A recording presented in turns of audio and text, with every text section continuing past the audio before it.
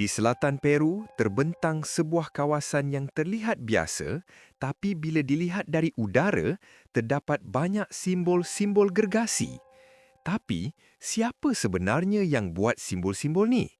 Inilah Nazca Lines, terletak di Gurun Nazca, Peru.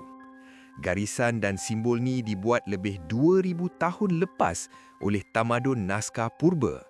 Ada bentuk monyet, labah-labah, burung, malah figura manusia. Yang peliknya, simbol ni terlalu besar dan jelas terlihat dari udara, seolah-olah mereka buat untuk dilihat dari atas. Sedangkan masa tu, manusia belum cipta kapal terbang. Tapi macam mana diorang buat? Tanah gelap di permukaan dibuang mengikut corak sehingga garisan yang lebih terang terlihat.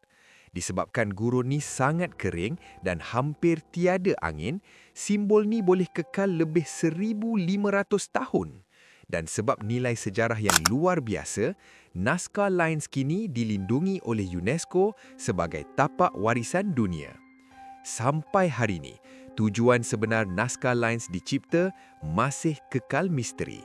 Apa pendapat korang? Follow dan like untuk lebih banyak info menarik.